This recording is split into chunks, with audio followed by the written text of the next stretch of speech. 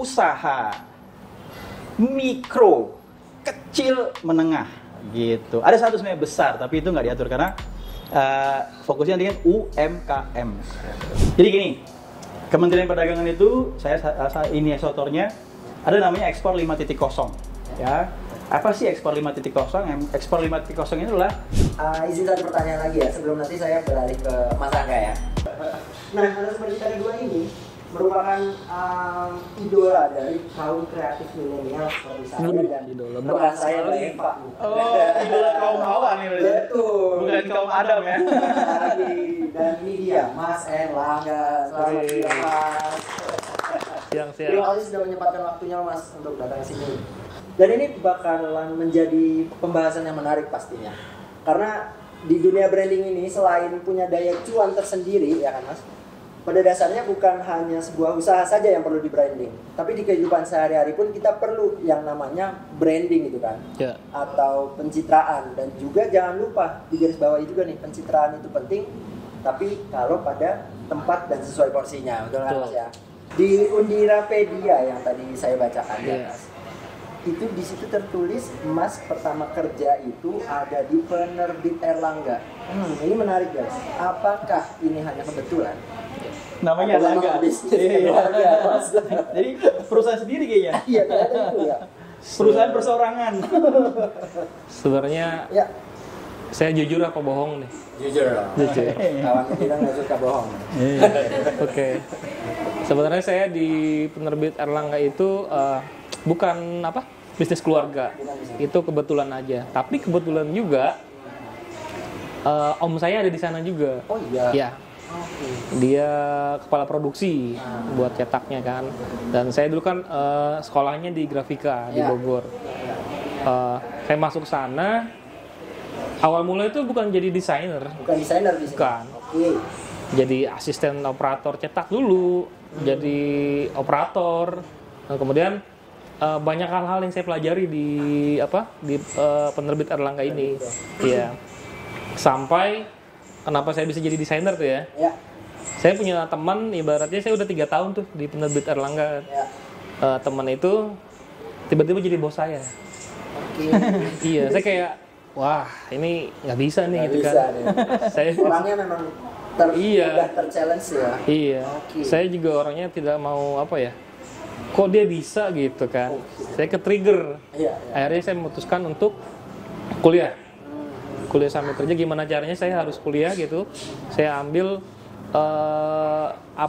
bisa dibilang hal yang emang berhubungan dengan cetak desain. Ya. Dan ternyata setelah saya dalamin, ternyata saya orangnya penuh imajinasi. Oh, imajiner orangnya. Iya, imajinasi saya itu. Kemudian saya masuk sana, sambil di kafe saya masih deg-degan juga nih, apakah saya bisa masuk? Karena notabene-nya di kafe itu harus bisa gambar manual. Iya, buat teman-teman nih ya. Kalau misalnya di kafe itu belum nggak bisa gambar secara bagus, nggak apa-apa, coba aja gitu. Karena Juga diajarin ya? iya, nanti juga diajarin, lama-lama terbiasa. Bisa karena biasa.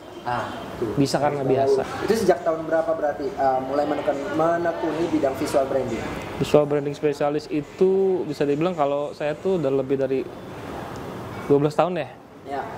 Cuma baru ngehnya tuh kalau ini saya yang tekuni visual branding spesialis itu 5 tahun belakangan ini. Dulu mah nggak ngerti apa-apa gitu ya Mas? Ini apa gitu ya, gitu kan. Lebih ke situ sih. Pokoknya ngedesain aja gitu. Iya, ngedesain. Nah nih Mas, seperti yang kita tahu, kenapa Mas tertarik untuk nge-branding UMKM? Sedangkan dari namanya saja UMKM, kasarannya tuh bermodal kecil gitu kan. Sedangkan kalau modalnya kecil kan berarti kan kasarannya Mas ngedesain bayarannya kecil. Kenapa Mas memilih untuk nge-branding UMKM sedangkan Mas bisa nih ngedesainin atau nge-branding perusahaan-perusahaan yang sudah besar atau lebih besar jangkanya gitu? Oke, kalau dirunut dari ke belakang ya, sebenarnya sih ada gejolak lah, bergejolak lah hati ini. Karena pada saat itu ada pun UMKM yang minta di branding visualnya, kemudian ada dari kementerian juga, pemerintahan, dari brand Mas Brand juga, brand yang lumayan besar gitu ya. Di situ saya kok ngerasa ketika saya membranding visualnya UMKM tuh impact-nya tuh lebih gitu. Dari segi misalnya ya, contohnya Mas, terima kasih kemasannya bagus. Kemudian saya lagi ada proses ekspor ke luar negeri. Ada misalnya pemesanan 10.000 snack saya ke China gitu. Kemudian Mas, produk saya udah sampai US. Itu kayak kebanggaan tersendiri gitu. Ya memang sih kalau misalnya dari segi graphic designer tuh untuk dapat cuan yang gede buat branding tuh emang kayak daily activity lah, nggak masalah. Nah, kemudian saya berpikir gimana caranya bukan membelas ya, bahasanya ya, memisahkan antara emang kita jadi bantuin UMKM atau jadi profesional visual branding spesialis gitu. Nah, saya udah bisa tuh. Nah, makanya saya ada divisi namanya Brandy. Brandy itu khusus buat UMKM. Nah, di Erko itu buat saya buat eksplorasi untuk beberapa brand kalau misalnya masuk ingin kita desainin gitulah. Nah, brand itu udah ada timnya sih sendiri. Nah, dari yang dua itu kan saya kan lihat di Instagram di sosial medianya, Erko dan Brandy kok postingannya masih nol. Apakah itu baru atau lama? Udah lama, cuma kita mau refresh. Ekspansi. Iya, kita refresh lagi. Karena menurut saya postingan yang lama itu nggak relate. Kita mau beda spirit baru. Oh, bikin looks baru gitu. Looks baru. Oh, oke, mau branding lagi dari awal gitu ya. Nah, di UMKM ini kan kebanyakan kan awam ya Mas ya. Itu gimana cara mengedukasi pelaku UMKM tentang pentingnya branding? Karena kan yang kita tahu brandingan ala UMKM tuh kayaknya nggak pentingin branding, yang penting mereka berproduksi terus ngejual produk-produknya, habis itu udah gitu kan, kebanyakan gitu kan. Nah itu gimana cara Mas ngedukasi mereka gitu? Saya mau ada dua pertanyaan, balik lagi nanya nih. Yang Mas tanyakan tuh di brandingnya apa di visualnya? Karena dua hal yang berbeda. Di brandingnya, karena kan kayak misalnya katakanlah mereka jual keripik jengkol gitu. Kayak keripik jengkol, kita kan butuh kalau yang kita di kacamata desainer itu kan kayak butuh ada mereknya atau apa.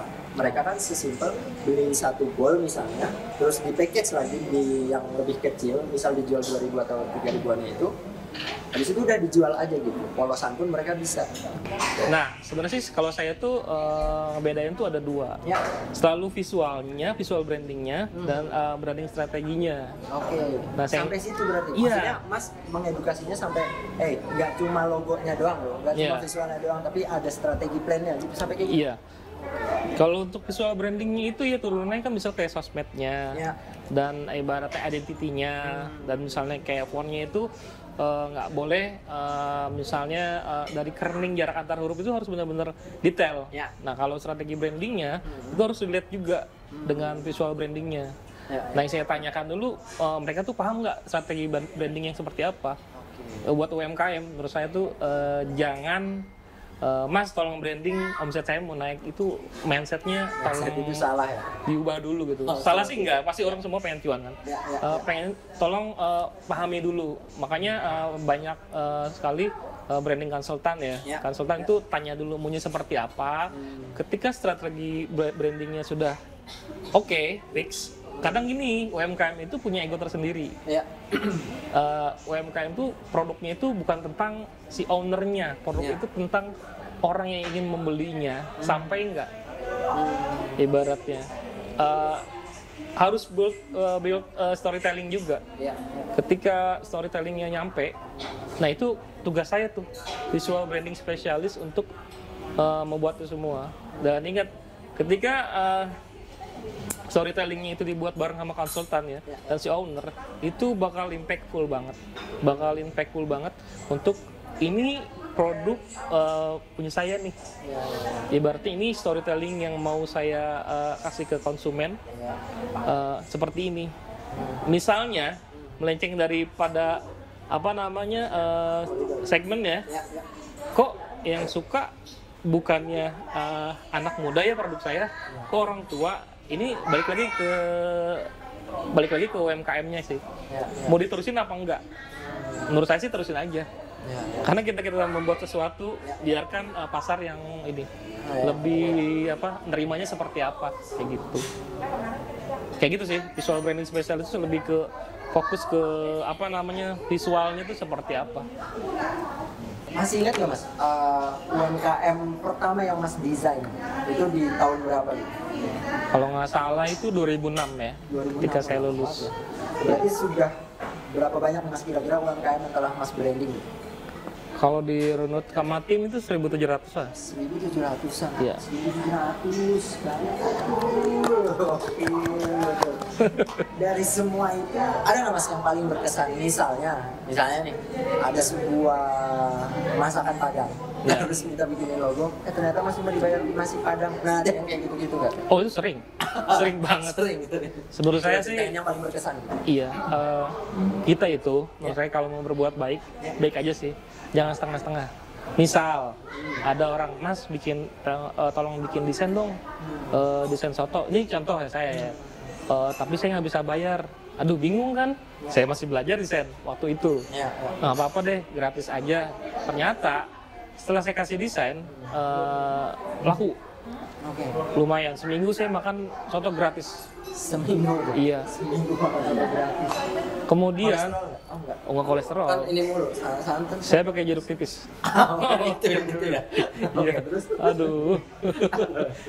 Kemudian, tapi yang sangat saya amazed, Ya, ya. desain itu spanduknya warnanya, soto warna apa biasanya?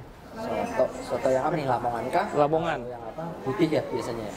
Bisa putih, kuning hijau lah ya. Iya, kuning. Saya warna pink.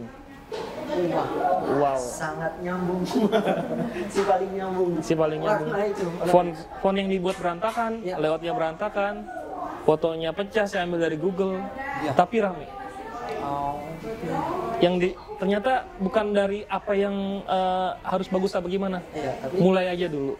Saya berpikir gimana cara misalnya desainer sekarang, Iya. gimana saya bikin dapat klien apa gimana gitu. Misalnya dalam artian circle terdekat aja, gimana caranya kalian bisa menjual misalnya dari saudara, dari keluarga gitu. Walaupun belum dibayar tapi orang udah tahu kalau kalian itu desainer. nah, guys, Seperti itu. mulai aja dulu, jangan mageran. Ya, Mulai aja dulu. Jangan Iya, mageran ya, Mas. mulai aja dulu. Nah, Mas, terkait kemarin nih, COVID. Diminum dulu, boleh? Oh, silakan. Aduh, lupa menawarkan dari tadi nih. Terkait dampak COVID-19, kan semuanya kan kena kan sektor UMKM khususnya nih. Ya. Ada dampak juga nggak dari Mas selaku dari segi perbrandingan ini, atau justru membuka peluang? Karena tidak sedikit masyarakat yang akhirnya membuka online shop gitu kan. Iya. Nah itu kemarin tuh berdampak nggak sama masyarakat? Untuk di awal-awal itu pandemi itu berasa banget. Ya. Saya merasa hopeless. Saat itu saya punya studi desain Ya. itu terancam bubar. Itu sangat miris sekali ya. Ini boleh nggak sih? Keson sendiri. boleh. Nanti boleh editor ya. Pasti bisa. Nah, kemudian ini yang namanya rezeki nggak disangka-sangka. Makanya buat teman-teman tuh rezeki kalian itu jangan dibandingin sama yang lain tuh beda satu sama lain. Entah di umur 30, 20, 25 apa gimana gitu. Lakuin aja ikhtiar gitu ibaratnya. Nah, saya tuh 1 bulan atau 2 bulan tuh terancam untuk balik lagi kerja. Karena tadinya memutuskan untuk wirausaha. untuk buka studi di sini. Iya. Kemudian saya mau kerja dan sudah ditawarin juga dengan gaji yang cukup wow. Dan tapi di luar kota gitu. Saya tolak. Saya coba untuk seminggu ini kalau misalnya saya nggak dapat proyek lagi, saya nggak mau ini deh. Saya balik kerja lagi deh ibaratnya gitu. Ikut orang lagi. Iya. Di hari ke-6 kemudian ada dari teman telepon saya untuk menawarkan proyek yang bisa dibilang proyek itu ya 180 derajat lah, merubah berbanding Iya, berbanding terbalik. dengan hidup yang saat itu gitu. Ya ditawarin sama Rans Entertainment itu. Oh gitu. Iya. Itu awal mulanya. Dan itu saya juga masih nggak nyangka kenapa bisa kayak gitu. Kan bisa dibilang desainer di Indonesia tuh banyak ya. Cuma saya bilang, oh ini yang mana sih saya harus bikin bagus gitu. Awalnya sih emang nggak percaya, cuma ya saya ada di sini gitu kan. Emang udah suratan takdir jalannya lah. gitu ya. Semua orang bisa kok kalian bersyukur apa enggaknya itu aja sih. Ya, Beda-beda. Nah itu.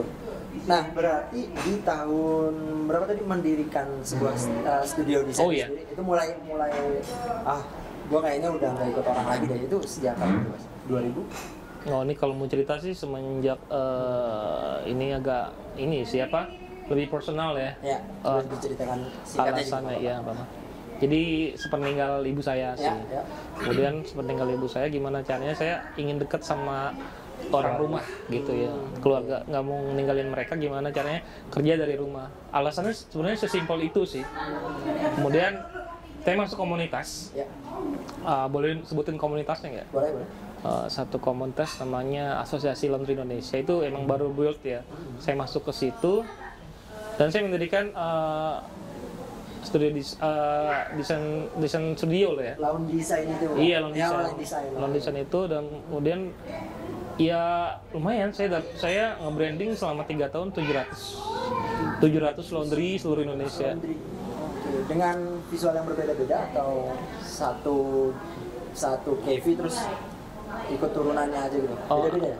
Apanya? Beda-beda desainnya tiap yang 700. Iya, beda-beda. Dan itu emang benar-benar custom saya bikin.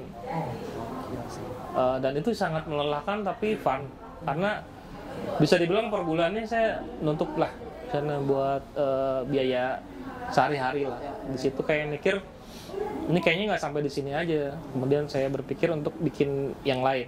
Jadi beberapa divisi untuk kayak sosmed manajemen, kemasan. Ada saya berkembang ya karena itu. Itu menyiasati ketika kan itu kan awal mula berwirausaha ya. Yeah. Menyiasati untuk pas ngeblong gitu misalnya nggak tiap hari ada klien gitu. Ternyata ada 1 bulan atau beberapa minggu yang blong nggak ada orderan gitu, menyiasatinya apa? Bikin konten sih. Oh iya. Iya. Berupa Konten saat itu bukan personal konten sih, bukan personal branding, lebih ke si itunya, apanya mah, ke usahanya. Misalnya bikin kayak poster-poster kayak di beberapa iklan apa kan banyak ada beberapa jargon-jargonnya. Kita bikin kayak gitu. oh campaign. Iya. Campaign. Biar orang tuh recall lagi, oh si ini gitu. Nah buat teman-teman kalau misalnya gimana sih cara mulai jadi desainer, dapat order, ada beberapa platform yang bisa dipakai. Boleh disebut nggak sih? Boleh. Ada, ya kalau di luar itu ada Fiverr, ada 99, iya Fiverr, ada 99 Design. Terus kalau misalnya di Indonesia saya lagi seru nih main Fastwork sih. Fastwork itu dari Thailand kalau nggak salah. Terus ada 1000.com, freelancer, freelancer.co.id itu banyak sih sebenarnya. Nah kalau misalnya nggak bisa, aduh ribet tuh main di marketplace desain. Temen aja sih, komen-komenin aja kalau misalnya bikin di Instagram. Kemudian bikin akun studionya sendiri gitu ya. Nggak usah punya anak buah, sendiri aja jalannya, like-likein aja. Terus suka kepoin public figure sih. Oh iya. Iya, di love, terus di DM kalau bisa gitu, karena nggak ada yang tahu. Saya dapat dari Rans ini adalah berteman dengan satu orang yang menurut saya merubah hidup saya. Nah, tadi kan Mas sempat mention Rans Entertainment ya kan? Ya. Nah, itu boleh diceritain yang lebih dalamnya untuk kawan Undira. Ini apakah cuma beberapa tahun atau karena di Undirapedia ini tertulis hingga sekarang masih di Rans Entertainment? Oke. Sebenarnya kalau untuk itu seperti kontrak sih. Ya. Dari Desember 2020 sampai Desember 2021. Jadi sebenarnya 1 tahun kontrak ya. Jadi ada program dari BRI, Brilliant Check UMKM. Jadi rebranding UMKM yang emang dipilih oleh BRI. Ini sebelumnya emang kirim ke Rans untuk mana yang layak gitu. Oke. Mana yang layak untuk diproduksi massal? Di branding. Oh, di branding. Oke. Nah, Di situ awal mulanya saya bisa dapat project dari Rans itu. Sebelumnya saya berkenalan dengan satu orang yang menurut saya itu jadi mentor saya. Ya. Boleh sebutnya. Ya, boleh. Mas Arto Biantoro itu sekitar 2 tahun sampai 3 tahun ya. Jadi kayak kenalnya udah lama. Udah lama, tapi saya kenalnya nggak person to person sih, lebih ke ngobrol via DM aja. Oh, via sosmed. Karena Ya. saya lumayan amazed sama dia karena emang penggerak UMKM lokal gitu kan. Oh, oke. Dan saya lihat nih kayaknya figur ini yang emang cocok kalau misalnya saya mentorin untuk kalau misalnya ada tentang bisnis agensi itu seperti apa, karena beliau juga punya agensi kan. Saya tanya ini bagusnya seperti apa gitu. Sampai ketemu dia di Bekasi, saya berangkat dari Bogor maksudnya. Ketemu, kita tukar-tukaran nomor HP. Setelah itu beberapa bulan nggak komunikasi ya. Tiba-tiba aja sih langsung ditawarin project Rans itu. Dan emang awalnya sih nggak percaya. Cuma ini mungkin udah di ini kali ya, disortir, ya udah saya coba juga, ya lumayan lah, maksudnya sampai saat ini juga jadi kayak impact banget sama masih ibaratnya repeat order gitu Mas, masih tetap diituin. Apa ke yang lain malah? Impactnya tuh malah jadi dikenal sama yang lain-lainnya gitu ya Mas. Jadi saya bantuin Kementerian Perdagangan Izin Ekspor juga, terus ngisi di Kemenparekraf, Kominfo, terakhir kemarin ke UNDP sih, kayak gitu. Nah ini ada yang menarik guys dari Undira PDA yang tadi saya sampaikan kan. Mas nih gimana ceritanya sempat sampai akhirnya bergabung di IDDC? Dari kalau nggak salah dari Mas Arto juga sih. Oh iya. Dia announce ke saya kalau misalnya bro nih lu ikut ini deh, kayaknya UMKM lokal butuh lu. Sebenarnya itu hari terakhir tuh pendaftaran. Jadi kita tuh tetap kalau mau ke IDDC itu emang harus daftar dulu, nggak langsung tiba-tiba masuk. Walaupun ada dalam tanda kutip orang dalam ya. Ada orang dalam. Diwawancara dulu. Akhirnya mungkin karena ngeliat portfolio akhirnya masuk, dan beberapa kali setahun bantuin, terus dikirim juga ke luar pulau sih. Packaging berupa apa aja tuh Mas yang sering di branding? Apakah kayak snack ringan atau kopi-kopi atau apa gitu? Kopi-kopi, mie juga. Oh iya. Mie ongklok namanya. Instan. Mie ongklok asli Candi Prambanan kalau nggak salah tuh. Unik-unik deh. Iya, ada. Saya branding. Jamu, terus ada lagi getas dan kritcu. Itu tuh makanan snack khas Bangka. Kritcu tuh keripik cumi. Keripik cumi guys, kritcu lucu banget namanya kritcu. Itu berarti dari mana? Sumatera? Namanya? Dari Bangka. Oh dari Bangka, Sumatera dong. Bangka Sumatera. Bukan saya. Nah nih Mas, sepanjang perjalanannya nih Mas, pencapaian terbesar apa nih Mas yang sudah dicapai dalam bidang visual branding spesialisnya Mas ini nih? Ya bohong sih kalau saya nggak bilang kalau di Rans itu pencapaian lumayan tinggi, cuma di atas itu adalah ketika saya mendesain kemasan untuk UMKM lokal yang dari kementerian itu bisa sampai ke luar negeri. Pereksporan itu tadi? Iya, pereksporan. Ternyata saya bilang kalian saya bisa loh bikin orang tuh jadi apa ya? Go internasional guys. Sampai akhirnya dipasarkan ke mancanegara ya Mas ya. Itu pencapaian. Dan itu sering banget di tag gitu loh. Maksudnya kayak di tag tuh mention tuh di Instagram, terus kayak wah. Jadi saya repost lagi, lumayan kayak seneng aja gitu. Itu nggak ternilai dengan itu bangga banget sih pasti ya Mas ya. Iya. Nah Mas Angga, dari tadi kan udah banyak banget nih yang sudah disampaikan sama Mas Angga kan ya. Rencana dan target terdekatnya Mas Angga nih ada apa nih? Bisa diceritakan atau sekalian juga mengkampanyekan apa gitu? Oke. Jadi rencana saya tuh mau bikin namanya program. Desain buat kemasan tuh gratis untuk 1.000 UMKM. 1.000 UMKM. Iya. Meliputi apa saja tuh? Yang didesainnya apa tadi? Semuanya sih. Yang penting harus ada kemasan gitu. Dan setelah saya menjalani selama ini kan pernah saya bikin desain 1.000 logo UMKM gratis tuh. Saya harus sortir banyak UMKM yang tidak belum siap untuk di branding. Jadi saya butuh beberapa, mungkin dari teman-teman ada media misalnya saya pengen bikin 1.000 logo 1.000 packaging. Misalnya ada bisa dibilang badan yang emang ini ada nih UMKM yang siap untuk di branding gitu. Dari segi mentalnya Ya. Ntar saya wawancara juga gitu. Oke, ada interview. Kurang lebih ya 2-3 tahun UMKM bisa saya gitu saya branding gitu. Bukan saya aja sih, ntar ada beberapa teman juga udah siap di TikTok ya bantuin saya untuk kemasan gitu. Maksudnya apalah daya kita kalau sendiri tanpa teman-teman di belakang. Ada nanti linknya di bawah ini ya. Iya, nanti boleh. Nanti boleh teman-teman daftar juga. Nah, caranya gimana tuh untuk submit untuk ikutan jadi di 1000 UMKM tersebut? Sekitar sampai 2-3 tahun harus berjalan sih usahanya. Karena saya bisa menilai di situ emang keseriusan si UMKM itu. Karena Oke, saya berarti syaratnya itu UMKM ini sudah berjalan 2 hingga 3 tahunan ke belakang gitu. Tapi kalau boleh, Ya. kalau Bapak pilih adalah udah ada fact-nya, udah PIRT-nya udah ada, Apa nih dijelaskan? nutrition fact-nya, Oke. informasi nilai Ingredients kandungan gizinya, gitu-gitunya ya. Ingredient beda lagi itu. Oh, beda lagi nih. Not fact itu. Nutrition fact ya. Nutrition fact-nya yang penting udah ada, itu adalah syarat buat apa ya, lebih utama sih untuk seperti itu. Karena saya belajar dari yang kementerian itu, karena ekspor oriented, banyak kemasan yang emang masih kurang di Indonesia ini. Jadi Kurang menarikkah atau kurang? satu kurang menarik, Ya. satu kayaknya apa adanya kemasannya. Gitu, padahal Nutrek itu penting sekali. Dan PIRT kalau nggak salah ya, PIRT. Ya. Di situ sih.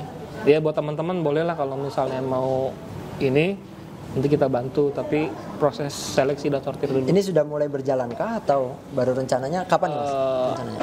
Rencananya awal tahun sih. Awal tahun mau coba, jadi 1 hari 1 desain. Satu hari 1 desain hingga 1000 UMKM ya. Doakan ya teman-teman. Amin, semoga berjalan dengan lancar Mas. Baik, terima kasih banyak nih Mas Angga nih, dari tadi perbincangannya tuh menarik sekali ya kan untuk insight-insightnya ya. Nah selanjutnya ini saya masih ada pertanyaan untuk selanjutnya untuk kedua narasumber. Mas Erik masih di situ? Ya? Ya. Kirain sudah kemana-mana. Oh enggak, tadi saya dengerin tuh 1000 kemasan, berarti saya punya program juga membantu 1000 UKM untuk ekspor berarti. Nah, berkesinambungan Kita bisa guys tuh. kolaborasi. Kita kolaborasi ya. Oke. Kolaborasi. Ini Untuk UMKM teman-teman. Untuk UMKM. Oh, keren. Demi kesejahteraan rakyat. Asik. Bangun bangsa melalui. Tapi ngomong-ngomong nih, mirip yang barusan mau nikah nih. Siapa tuh? Iya nggak sih? Siapa tuh? Itu loh, yang dari Solo itu. Oh iya. Yang udah prewed itu. Bukan saya, bukan. Yang tasnya ketinggalan itu. Oh iya, di Medan. Ada gosipnya juga ya ini. Nah selanjutnya ini guys, ada pertanyaan untuk kedua narasumber. Ya kan. Yang pertama nih, dalam bidang mengembangkan UMKM dan bisnis lainnya, mana yang perlu didahulukan, Mas Erik? Antara marketing dan branding. Monggo Mas Erik. Oke, terima kasih pertanyaannya ya. Saya senang sekali ditanyakan seperti itu. Jadi antara Mas Angga sama saya siapa yang duluan gitu? Ya. Atau jelas itu saya yang duluan gitu. Iya.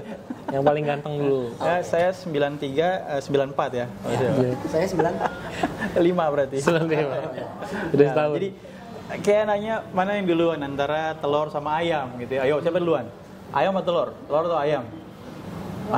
Bingung pasti ya. Ada yang bilang telur, ada yang ayam. Saya dengar loh gini-gini, saya bisa membaca dan mendengarkan nih dari pemirsa nih. Ya. Hati-hati. Jadi kolaborasi. Ya. Ya seperti yang tadi disampaikan oleh Kak Angga tadi. Ya. Mau bikin membantu kemasan 1000 UMKM. Saya juga akan membantu ekspornya 1000 UMKM tadi kalau kemasannya udah jadi. Ya. Kita kolaborasi. Buat UMKM. Ini zaman kolaborasi. Jadi kita juga kolaborasi ya. Siap. Semangat. Ini nggak ada hubungannya dengan tahun 2024, nggak ada. Ini, ada ya? Ini teman-teman ini spontan ya. Ini teori nih. Ya. Menurut Kotler sama Armstrong ya. Keren. Ada Kotler loh. Jadi ada produk konsep, ada market konsep. Yap. Ya. Kalau yang produk konsep berarti kan dia ada brand, lalu dia cari pasarnya pembelinya. Ya. Gitu. Nah dia punya brand tuh, dia bisa brand dulu ya.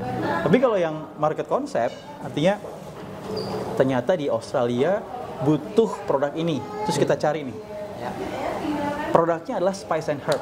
Kan cengkeh, vanilla itu kan dia nggak pakai brand. Ya. Dia kan hanya diekspor seperti itu aja gitu. Ya. Vanilla, cengkeh, lada putih, lada hitam.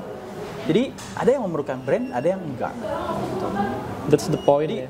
harus bareng-bareng gitu. Kalau menurut Mas Angga sendiri nih, dari kacamata tersebut, mana yang lebih didahulukan? Marketing dulu atau branding? Kalau saya sama nggak boleh dong. Yang beda ya. Kalau menurut saya sih, tapi sebenarnya saya sepakat dengan harus barengan. Ya. Tapi karena saya orang branding, saya pilih branding. Oke. Bapak ya. Jadi menurut saya ketika kita proses untuk market dulu ya, bisa dibilang saya nggak pakai Kotler ya, saya terlalu berat menurut saya kayaknya. Walaupun orangnya nggak seberat itu kalau itu. Jadi kalau untuk marketing, ketika kita mencoba mempublish brand kita, tapi bukan bentuk ya, dalam artinya visualnya belum terlalu sempurna, itu bisa aja kan kita ke marketing dulu kan. Tapi jangan sampai jadi Hal yang mendominasi. Menyesal di kemudian hari ketika udah ada nih kita produk misalnya bikin kita karena nggak mikirin visualnya apa ya. Jadi marketing dulu, ternyata ada orang yang emang ATM nih, ambil ATP, amari tilu plug aja gitu. Tapi dibikin lebih bagus lagi. Nah itu menurut saya hal yang kayak bisa menyesal lah di kemudian hari, jangan sampai lah. Jadi menurut saya branding dulu. Karena saya tidak mau sama jawabannya biar berbeda. Karena saya orang branding dulu aja gitu. Kalau nggak ada biayanya, bisa dengan orang sekitar, misalnya desainer yang emang bisa bayarannya nggak terlalu tinggi, masih belajar, bisa diberdayakan seperti itu. Saya setuju tuh. Mantap. Tapi memang ada beberapa hal, contoh ya, kayak teh ya. Walini itu kan teh yang bagus. Ya, Walini enak. Ada orang yang memang memerlukan teh yang enak, teh Walini itu, gitu ya. Karena dia memang, saya pernah ekspor teh Walini ini ke Afrika Barat, ke Nigeria ya. Memang beda dengan teh yang lain. Tapi karena itu harganya lebih mahal, ya.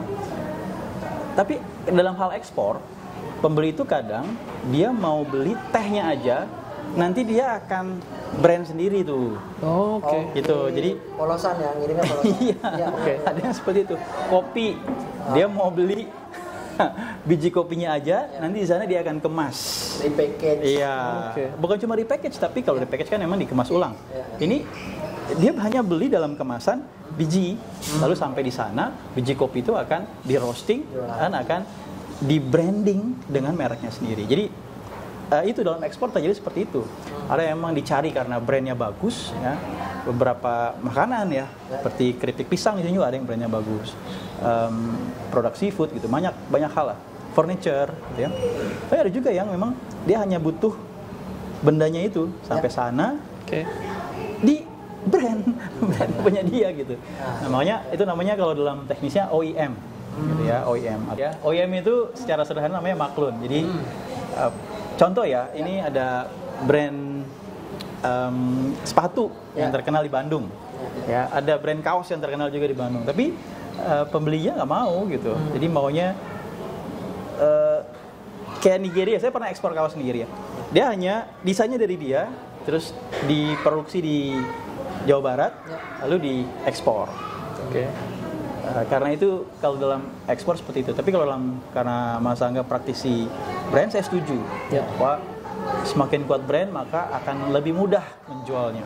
Apalagi kalau brand itu dibuat dari awal berorientasi ekspor. Gitu.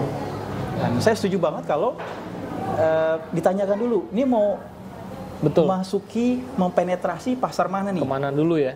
Penetrasi pasar di Australia misalnya, maka akan dilihat produk sejenis kalau di Australia, warnanya, kemasannya seperti apa, disesuaikan.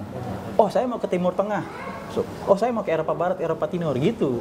Ya, kan lebih mudah tuh.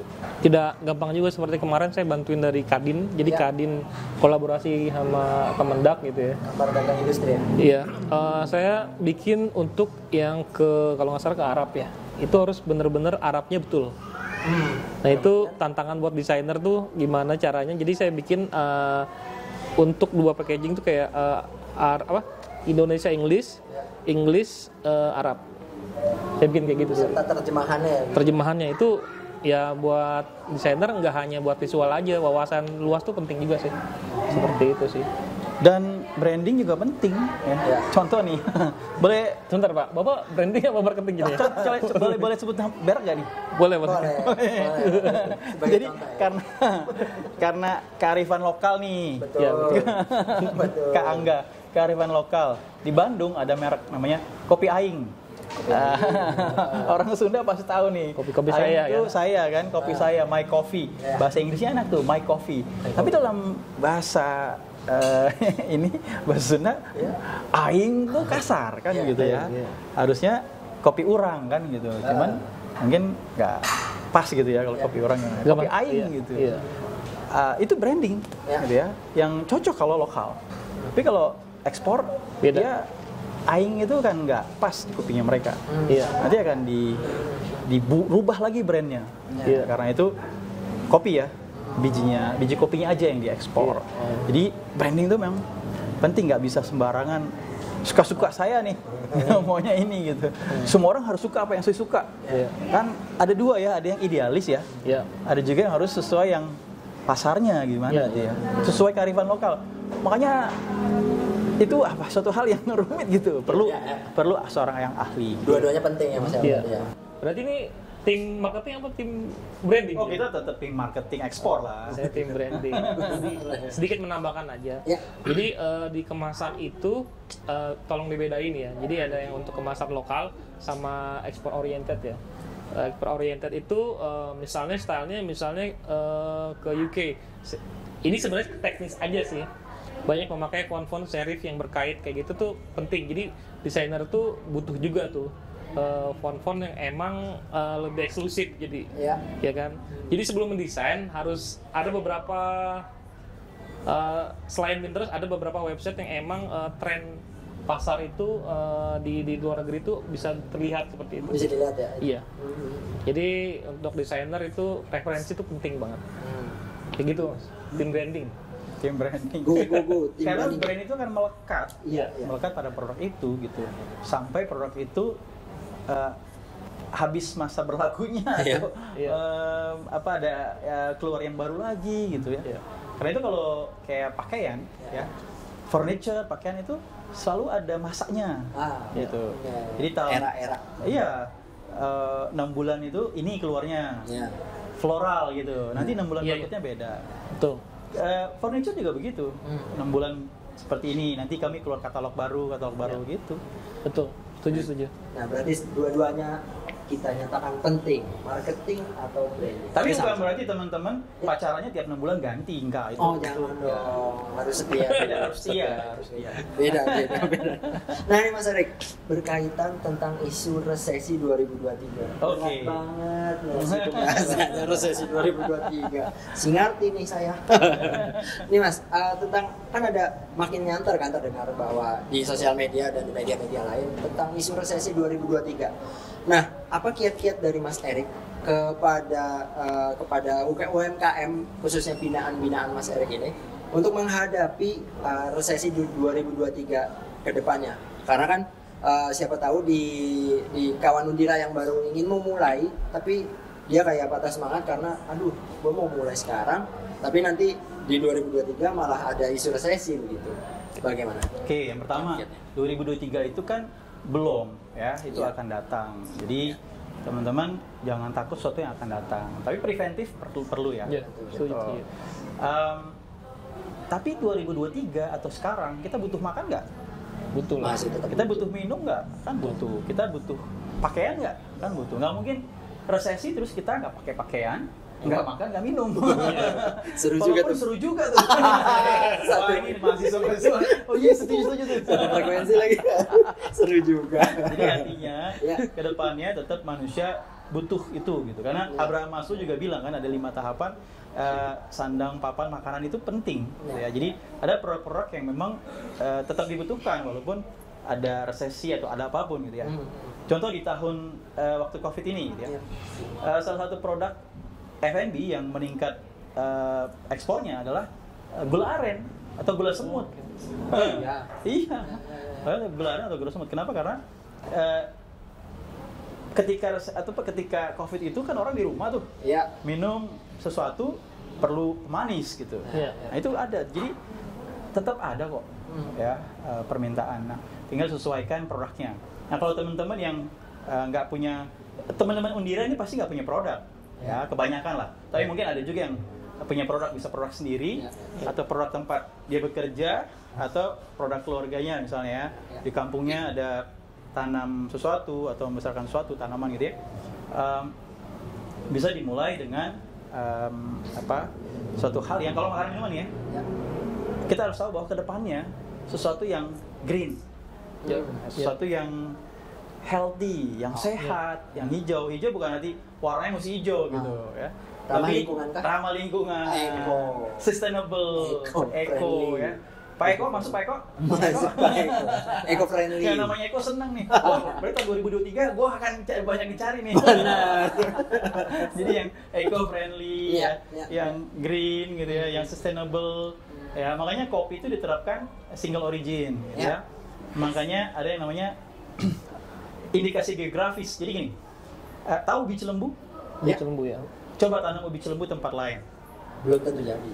Tahu champagne? Ya. Dari fermentasi.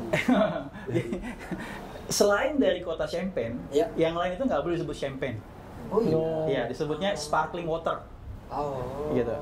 Minuman bersoda. Kopi Gayo, selain dari Gayo, karena ada indikasi geografis, nggak boleh disebut kopi Gayo. Harus sebut kopi yang lain.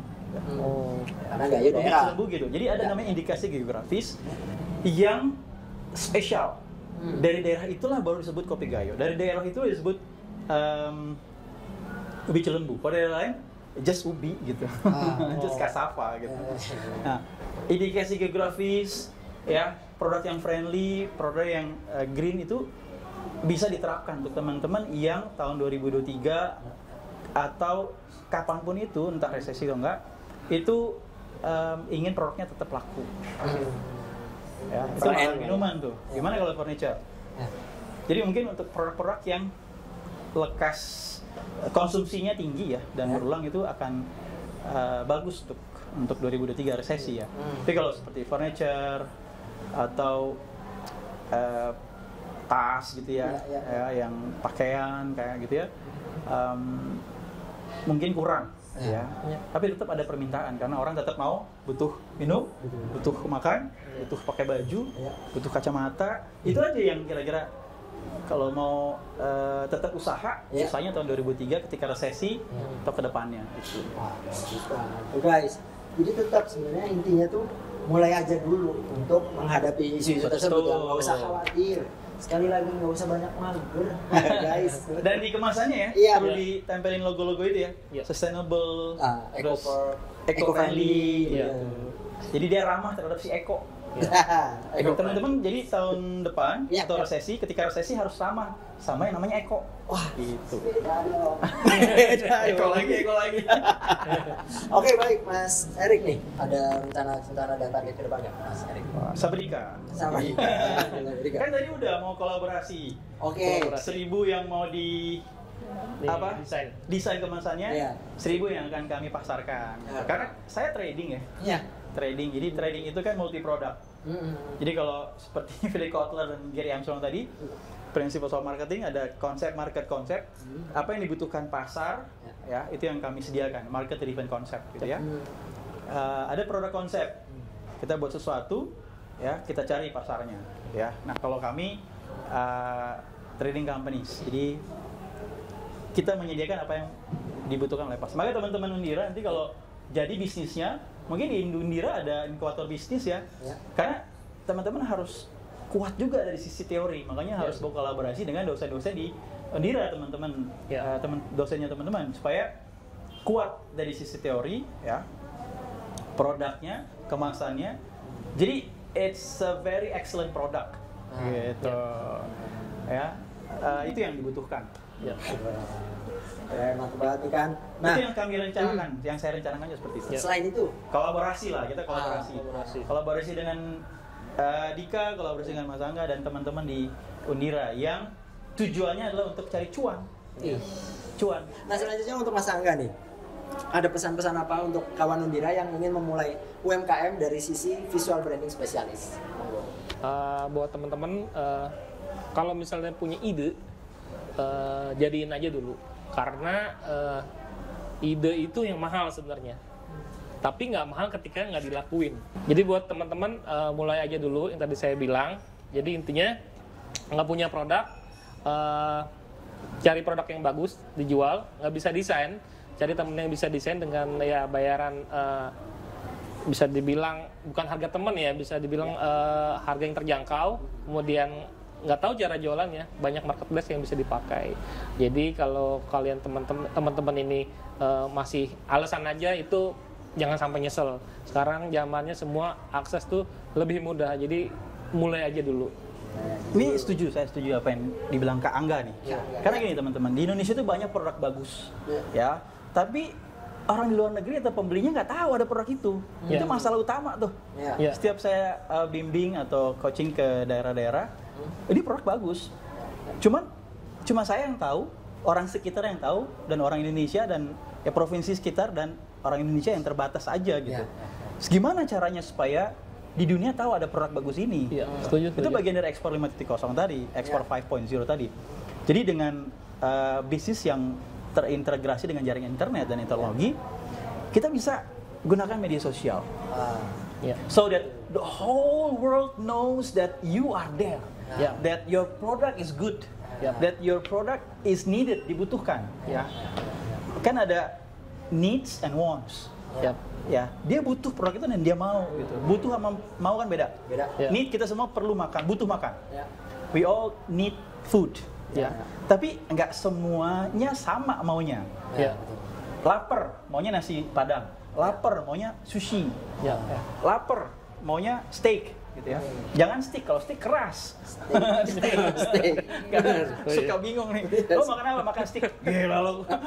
Keras tuh. Simbat lo. Limbat dong. Oh, limbat. Limbat dong. Simbat. Oke. Simbat. Jadi kayak gitu. Ini sama wants kan beda ya. Itu yang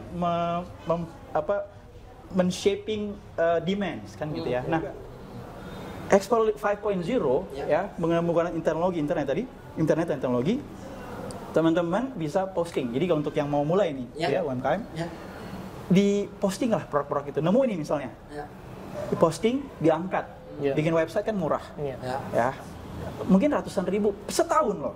Ada juga paket 2 tahun, kan murah ya. Diangkat di sana, ya, kopi misalnya, Arabica Coffee ya, bawa dari sana, bawa di sini, tampilin. Jadi seluruh dunia tahu, ada kopi, ini yang buat perlu.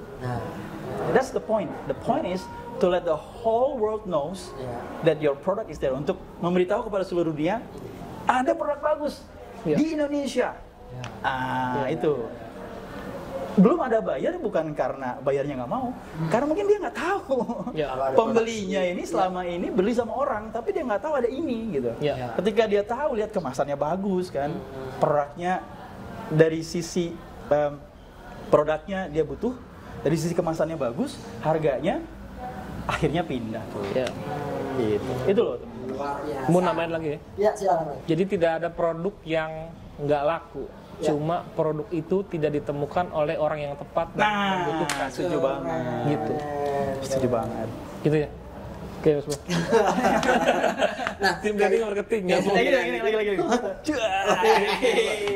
Jadi thumbnail ya. Ada ibaratnya saya nggak restoran nih, kalau nggak salah bukan restoran apa namanya. Jadi di situ tuh kayak produk-produk sereal, dia tuh ngejual produk sereal aja dan bisa makan di situ.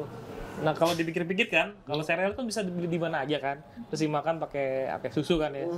Tapi kita bisa makan di sana dengan background packaging yang lucu. Nah sebelumnya kan belum ada seperti itu. Nah saya sangat amazed kayak gitu. Kalau misalnya pasar bisa diciptakan tuh seperti itu. Ibaratnya orang punya ide, padahal mungkin ide yang bikin bukan restoran kafe sereal itu banyak pasti yang nyinyir kayak ngapain bikin kayak gitu. Kayaknya nggak bakal laku deh. Tapi rame-rame aja tuh. Jadi intinya kita mulai aja dulu. Kayak gitu sih. Seperti itu. Iya, setiap usaha pasti ada hasil gitu. Asal usaha. Ya. Karena kalau nggak usaha jelas hasilnya nggak ada gitu. Tapi kalau ada usaha ada pilihannya. Iya. Berhasil, gagal gitu. Tapi kalau nggak usaha ya pasti gagal, orang ada usaha. Usaha aja dulu, usaha dulu. Setuju. Mulai dulu kan gitu. Mulai aja dulu. Ide tuh mahal loh. Iya. Mahal. Betul. Nah, saat ini ada program Kampus Merdeka Belajar, yang dimana mahasiswa diberikan kesempatan untuk dapat belajar di luar universitas nih guys. Baik di universitas lain maupun di bidang industri. Apakah ada kesempatan bagi mahasiswa Undira untuk mengambil program MBKM, khususnya terkait UMKM di Kementerian Perdagangan, Mas Eri? Oh, saya setuju banget tuh dengan kampus mereka karena memang masalahnya ya dulu ya. Iya. Kan jadi ketika mau lulus nih, ya lulus terus mau nyari kerja. Betul. Itu ketika kuliah mesti dilatih lagi gitu. Kalau sekarang sudah otomatis praktek gitu ya. Iya. Kalau di Kementerian Perdagangan memang harus antar lembaga tuh. Jadi antara Undira dengan Kementerian Perdagangan bikin suatu MOU sama ya. Tapi yang sekarang menarik kampus Merdeka ini adalah dia kolaborasi dengan swasta atau dengan memang suatu institusi yang menyerap ya, menyerap sumber daya yang diproduksi oleh kampus tersebut gitu. Nah, kalau mau praktek kerja atau mau kerja di perusahaan kami, ya saya welcome aja. Mau pilih mau yang di Jakarta, di Bogor, di Manado. Banyak ya, banyak peluang. Pilih aja mau mana gitu ya. Mungkin aja dia merantau ke Jakarta kerja, terus mau sambil kuliah di Undira ya. Tapi asalnya di Manado, asalnya di Bogor, terserah. Nanti akan kami berikan knowledge tentang ekspor ya, dan tempat praktek. Jadi nanti langsung mempraktekkan apa yang dipelajari gitu. Kalau di kampus belajar perdagangan internasional, nanti langsung belajar tentang perdagangan internasional secara teknis spesifik ekspor gitu. Nanti kami bagi-bagi. Nah, banyak kok, ada yang khusus untuk pasar Eropa Barat, pasar Eropa Timur, pasar Timur Tengah, Asia Pasifik, ASEAN, karena masing-masing spesifik kebutuhannya. Gitu. Nanti gabung dengan tim yang ya anak-anak muda semua gitu. Nah, karena begini Mas Erik, baru kemarin banget nih Mas, ada beberapa mahasiswa kawan Undira juga nih yang berhasil mengikuti binaan Kampus Merdeka dan Merdeka Belajar. Mereka tuh punya suatu produk yang merupakan furniture dan merchandise berbahan dasar bonggol jagung. Nah, ini kan berarti kan berkesempatan banget nih untuk diekspor ke luar negeri gitu kan Mas. Ya, apalagi produknya dari bonggol jagung, maka itu kan sustainable dan eco-friendly tadi. Ramah sama si Eko tadi kan gitu. Eco-friendly. Jadi itu bagus gitu ya. Dan kami sangat mendukung hal seperti itu. Kami dalam arti kami praktisi, kami pengusaha di bidang ekspor atau kami di Kementerian Perdagangan gitu ya. Karena ketika ekspor coaching program, kelebihan-kelebihan itu yang kami angkat. Bahwa itu sama di IDDC juga kayaknya di desain juga seperti itu. Kalau ke IDDC di Kementerian Perdagangan ada showroomnya ya. Showroomnya ada. Produk yang luar biasa. Yang sudah dari dibuat. sapu lidi, dari Rotan, bonggol kelapa, dari rotan gitu yang bagus gitu. Nggak cuma itu, ada kedai reka juga. Jadi mahasiswa dan dosen sekarang bisa juga gitu ya. Kedai reka misalnya bikin produk yang berorientasi ekspor, ya. Maka akan dapat dana dari Kementerian Pendidikan Kebudayaan kan. Itu untuk dosen-dosennya. Mahasiswanya kan tadi seperti itu. Jadi bagus tuh ya kalau coba disampaikan ke kami. Bisa ya. Itu kan harus pasar di pasar tradisional. Artinya pasar tradisional itu adalah negara-negara tujuan ekspor yang memang sudah lama melakukan penjualan atau neraca dagang dengan Indonesia. Ada pasar tradisional, ada pasar non tradisional. Non tradisional yang tidak secara tradisi melakukan perdagangan dengan Indonesia. Contohnya Afrika Barat tadi, negara-negara Afrika Barat seperti Nigeria, itu pasar non tradisional. Kalau pasar tradisional seperti Jepang, Amerika, tradisional. Nah, produk tadi furniture itu kebanyakan diserap di sana. Gitu. Ya, yang selama ini belinya di Bali mungkin. Gitu. Nah, berarti itu kan berpotensi sekali Mas untuk diekspor ke sana. Nah, dari sisi brandingannya nih untuk Mas ini bisa dong kayaknya ikut bagian dari 1000 UMKM itu tadi Mas bisa bantu juga nih ya berarti desain packagingnya si ada bonggol jagung tersebut ya? Bisa banget dengan dengan sumber daya tim saya dan saya juga mungkin bisa nih. Kayaknya cukup unik kalau dibikin pakai ilustrasi kayaknya. Iya. Ya kan? Bonggol jagung. Saya tunggu ya Oh, buat ininya. ditunggu di Jakarta. Baik, ini kita sampai di sesi yang sangat menyedihkan sekali sih karena harus mengakhiri sesi ini. Luar biasa kan dari tadi kan narasumber yang sudah kita kupas tuntas habis. Kalau kata anak zaman now tuh gimana tadi? Isinya daging semua. Asik. Gokil. Sekian dari Bincang Kampus dalam rangka memperingati Hari Sumpah Pemuda dengan tema Muda Berkarya dan Kreatif Membangun Bangsa melalui UMKM. Saya Dix undur diri dan ikuti terus Bincang Kampus selanjutnya dengan tema yang sangat-sangat berbeda dan inspiratif dong. Jangan lupa komen, like, share, dan subscribe channel Undira Official Universitas Dian Nusantara. Saya pamit, bye. Bye. Terima kasih Mas Erik. Sama-sama. Sawadika. Sawadika.